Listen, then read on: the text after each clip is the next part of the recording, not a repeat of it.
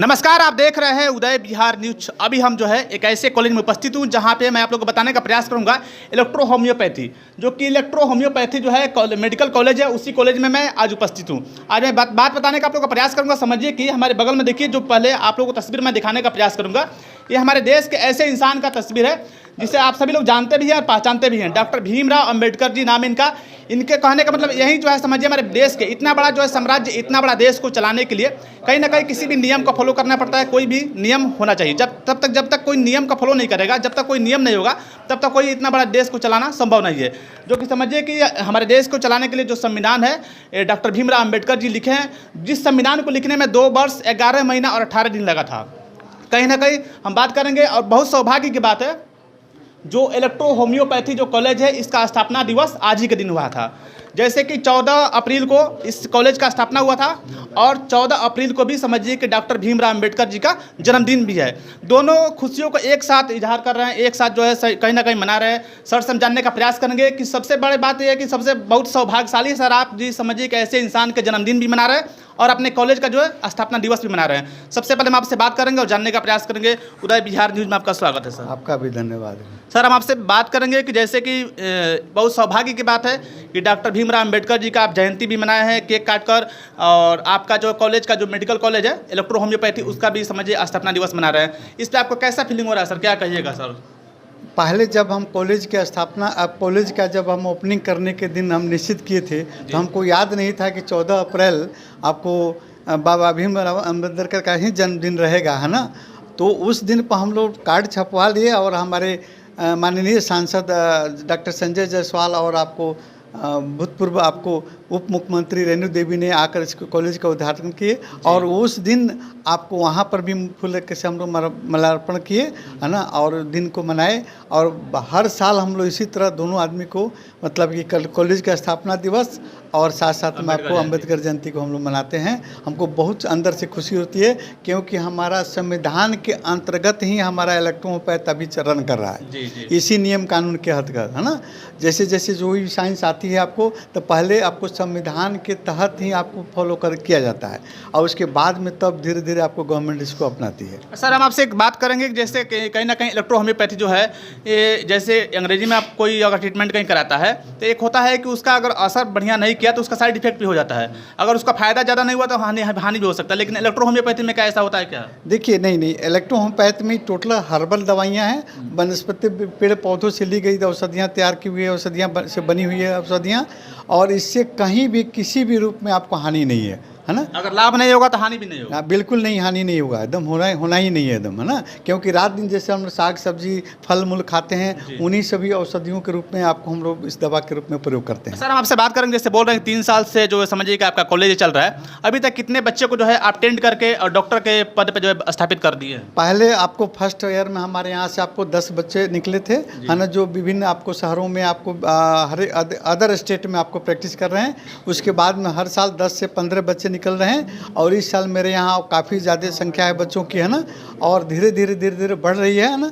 क्योंकि आपको अन्य चिकित्सा पद्धतियों से आपको तुलना कीजिए तो इलेक्ट्रो होम्योपैथ थोड़ी सी आपको सस्ती चिकित्सा पद्धति है, जिसलिए झुकाव लोगों का इलेक्ट्रो होम्योपैथ के तरफ आपको ज़्यादा हो रहा है ना।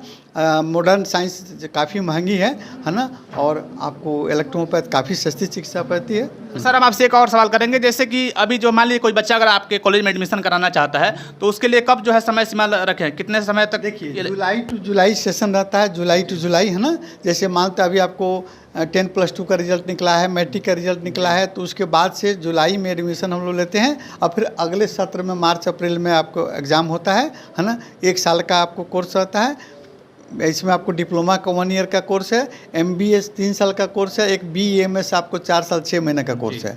और इसमें आपको डिप्लोमा के लिए मैट्रिक चाहिए, और फिर 10+2 के लिए आपको मतलब MBA और BAMS के लिए 10+2 बायोलॉजी चाहिए। सर,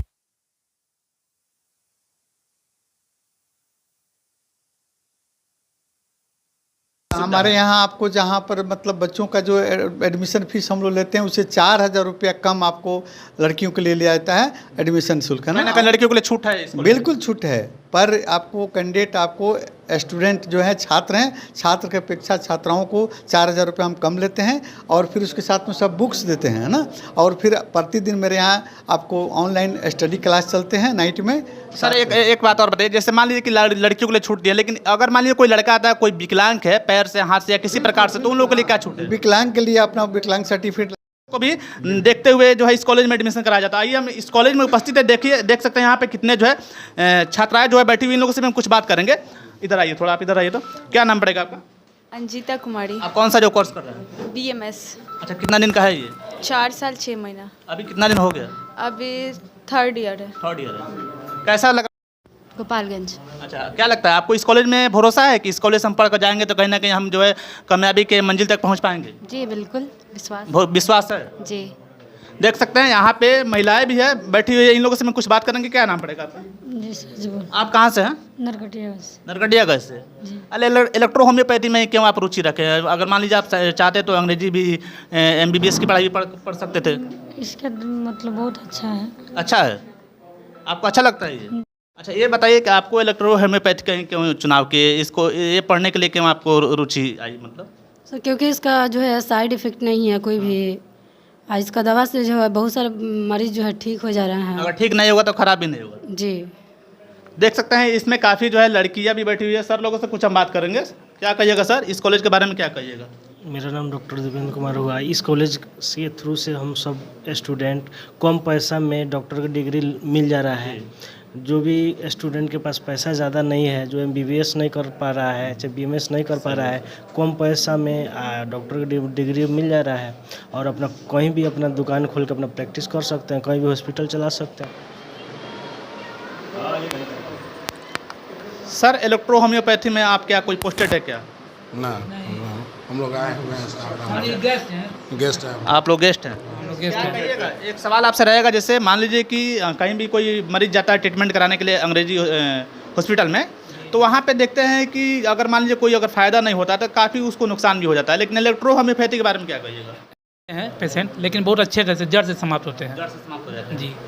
आइए सर से बात करेंगे। क्या कहिएगा सर, आपका परिचय? बढ़िया राम इकबाल प्रसाद, मित्र हैं हम लोग डॉक्टर साहब के।